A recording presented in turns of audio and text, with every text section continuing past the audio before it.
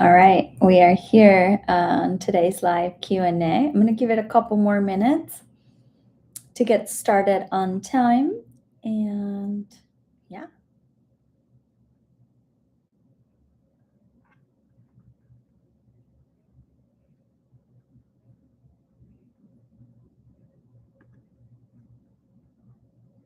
Okay, cool. I think everything is looking good. So let's get started. Okay, so today I'm going to be talking about something that has come up a lot recently. I don't know what it is, if it's a topic that's going on at schools. I'm not sure, but it's come up a lot. And I've gotten a lot of questions about it, so I figured it would be good to talk about it. And that is screens. Things like at what age is it appropriate for my child to have a phone? How much is too much? Why does my child get so angry when I turn it off? Or how do I set boundaries without a full blown meltdown? All great questions. And if you've tried to limit screen time and ended up in a power struggle with your child, you are 100% not alone. If you are tired of the daily screen fights, the begging, the meltdowns, the attitude when you say no more screen time, and you want peace in your home, this Q&A is going to give you the tools to take back control of that screen time without the yelling, the guilt, or feeling like the bad guy. Specifically, we're going to be talking about why screen time affects your child's behavior even more than you think, what's happening in your child's brain when you basically say that time is up with screens. And we're also going to go over a few things that you can start doing today to better set boundaries without the battle. So, if you're a parent and you're thinking, well, screens are everywhere at school, all of your friends get screen time, and I don't feel like I want to deprive them or be the mean parent, let me tell you, just because everyone is doing it does not mean it's good. Normalized things do not mean that they are okay or that they are good for us. Every family is different. So keep that in mind. Like, your job is not to match others or to compare yourself to other parents or other environments. It's really to protect your child's development. Okay, so let's get into why screen time limits are so hard to establish. Here's what we know: too much screen time can actually lead to more tantrums, more meltdowns, less patience from your child, shorter attention spans, more pushback when you ask them to do anything else. And that is not because screens are bad. It's because your child's brain is being trained to expect that constant stimulation that they get from the screens. Think of it like junk food. If your child eats chips, cookies, and soda, real food like broccoli or chicken is going to seem very bland and very unappealing to them. It's the same with the brain. If all they do is fast paced games, bright cartoons, or videos, and they're constantly swiping on YouTube or on different platforms, then when they come to real life seems slow and very boring, sometimes even unbearable to them. So when you turn off that screen and you tell them it's time to eat, or let's get ready for bed, or go play outside, it doesn't feel to them like a normal transition. Their brain is in a really fast mode. So their nervous system, to them, it feels like they're crashing. You're going from, like, imagine going from like a really intense scene in a movie to like the lights being on. You're like, oh, like, what happened here? That's the same thing that they're experiencing when they have to come off the screen. So your child is being conditioned to expect that constant dopamine, basically the feel good brain chemical, and screens offer rewards that dopamine again every few seconds. Their brain is being flooded. Lights, sound, motion, novelty, things happening, immediate gratification. Real life, again, doesn't work that way, like, not at all. So when you take away that screen, your child's brain has no buffer. it hasn't practiced that boredom. It has not practiced patience. It has not practiced getting their way. This is so important to understand because this isn't just about behavior. Your child is not just being defiant, not wanting to give up their screen. It's important to understand and know the difference because the approach you take needs to match the support that your child actually needs in order for you to get the outcome that you're looking for, right? We need to understand why this is happening in the first place because generic strategies are not going to work if you don't understand the why. So, if your child is melting down when the iPad turns off, refusing to listen after they've been on YouTube for a while, or screaming when you ask them to clean up after playing a game, it's not always a behavior issue. It's often a regulation issue. Their nervous system is dysregulated because the stimulation is being taken away. So they panic, they react, they overreact most of the time, not because they're bad, but because they haven't learned how to manage that transition. The cool part is that with this information and understanding that you, as the parent, can help your child learn how to handle that transition without the yelling, the bribing, and the giving up. So let's go into it. What you can do today, the strategy number one that you can start doing right now, that is 100% within your control, is to model the behavior that you want to see. Do what you want them to do. So you can start doing this by becoming more aware of your own screen habits. Remember that children are learning a lot by watching. When you're with your child, especially during meals, playtime, or transitions, intentionally put your phone away. If you need to use it, you can say something like, I'm just checking the recipe really quick, then I'm going to put my phone away. This works because your child is always watching you.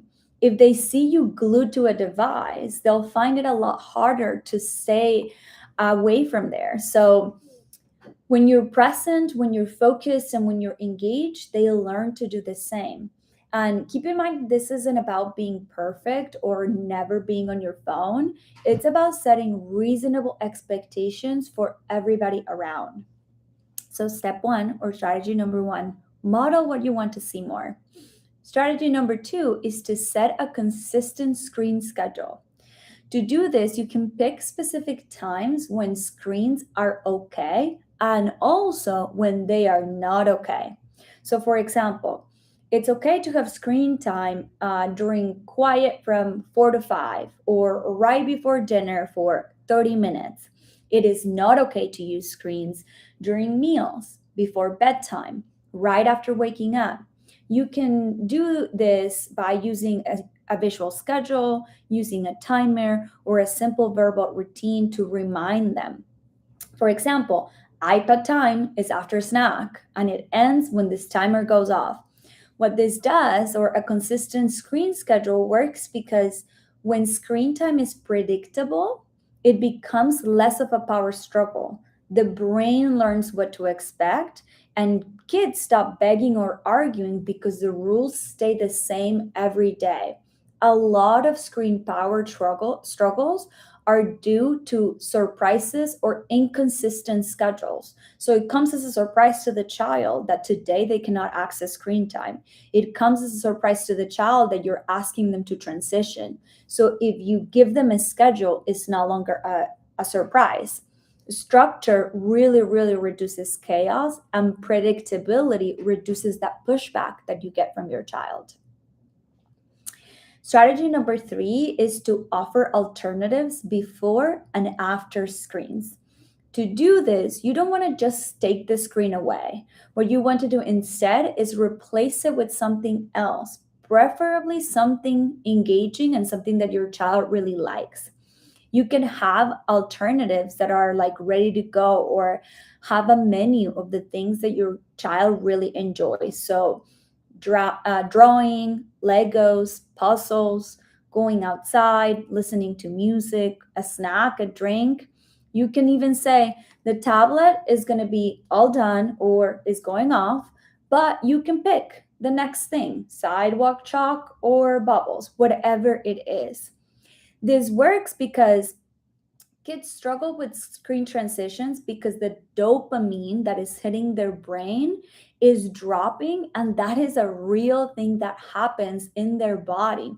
They go from like constant stimulation to absolute nothing. So that's really intense for their brain and their body to handle. What alternatives do is that they soften that drop and they keep them engaged without the meltdown. The goal again is not just to remove the screen, but to teach your child how to shift gears, how to transition into that slow mode. Okay. Some top mistakes to avoid are giving warnings with no follow through. If you say one more time or one more minute 10 more times, your child learns that you don't mean it.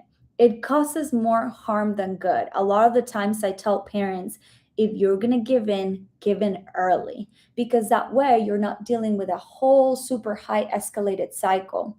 So, warnings with no follow through, probably more harm than good. And with that, I will open it up for some questions. See what we got today.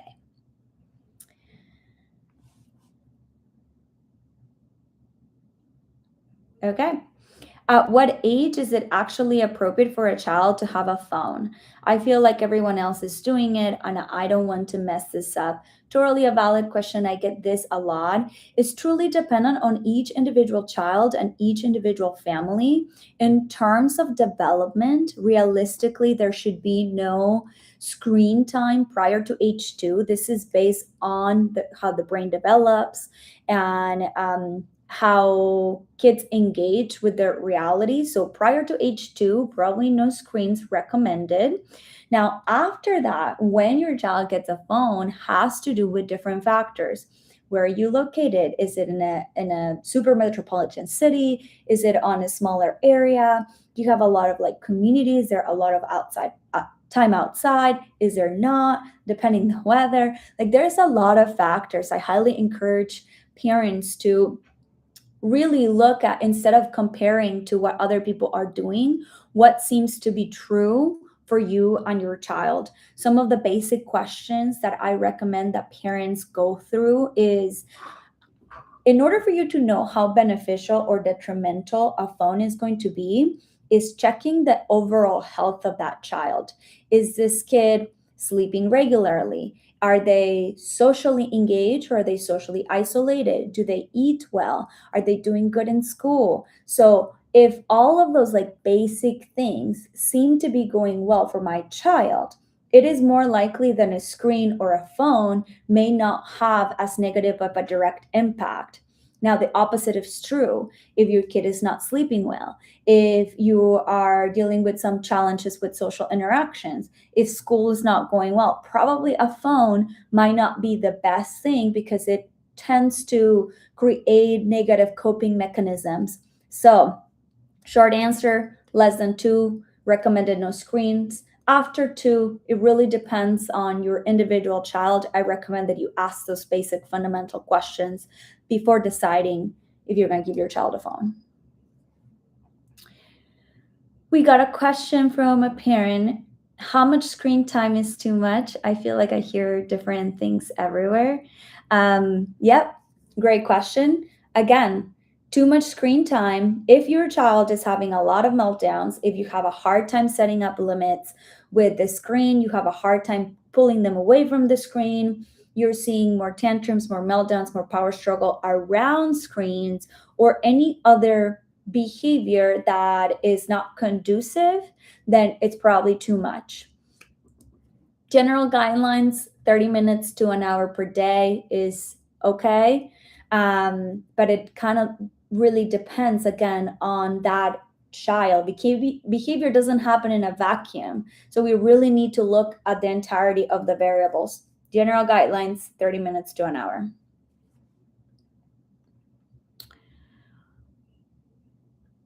I give warnings and countdowns, but the meltdown still happens. Why don't those work for us? Great question, and I love this because I get this a lot. The reason why warnings and countdowns are not working for you is because probably you're not implementing them in a way that your child would be receptive to them, right? Warnings and countdowns, think of them like strategy, like band-aids, right? Like it's only going to stop the bleeding if you don't have a deep cut. So what you have to do is actually look a little deeper. How long is your child spending on the screen? Is this the first time that you're telling them, or the first time that you're using counting and warnings? How long have you tried this before? How consistent are you? So I would look at all of the things around counting and warnings to see why that might be that is not working for you. It is likely that that child hasn't been taught yet what those warnings mean, and we have not been consistent enough in order for them to work.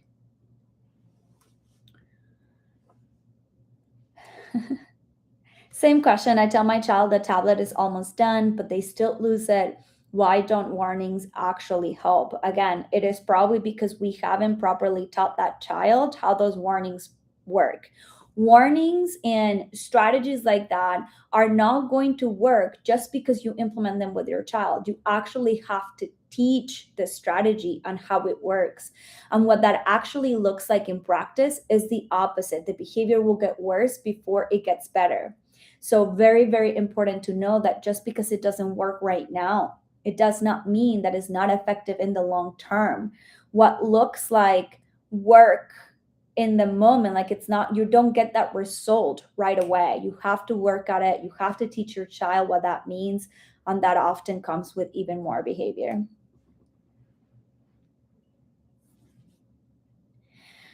I feel like I'm bribing my child with snacks or activities after screens. Is that okay? So I wouldn't call it bribing. The example that I use with parents all the time is, would you go to work if I paid you without having to go to work? Right? Most people would say, yeah, I would not go to work if you paid me for not going to work.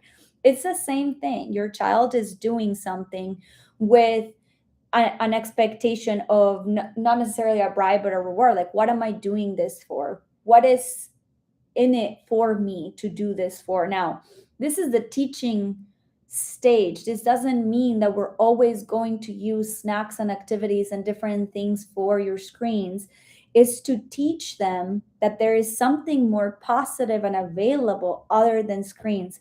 In the long term, when you're able to establish boundaries and you're able to implement all of the strategies effectively, you're actually not needing to use that.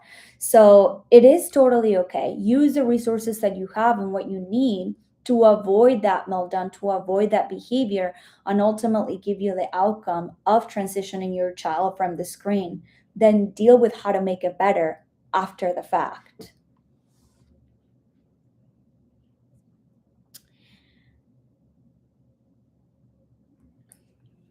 Around same idea. If I always offer another activity when screen time ends, aren't I just teaching my child they'll always get something else? Not necessarily. We're just teaching what happens in life, right? When you get off your phone after scrolling on Instagram or TikTok or whatever it may be, what do? Maybe you get up and shower, maybe you have dinner, maybe you turn off the TV. Like there's always something else. What's missing here is the skill and their ability to be able to transition from one activity to another. So that's what we're providing for them. Again, first step would be to teach your child how to do that, and then you teach them how to be independent with that. So first we want to get rid of the behavior, we want to get rid of that trouble transition with power struggles, and then we want to make it better. So then we'll teach them how to be independent or how not to require activity after the fact.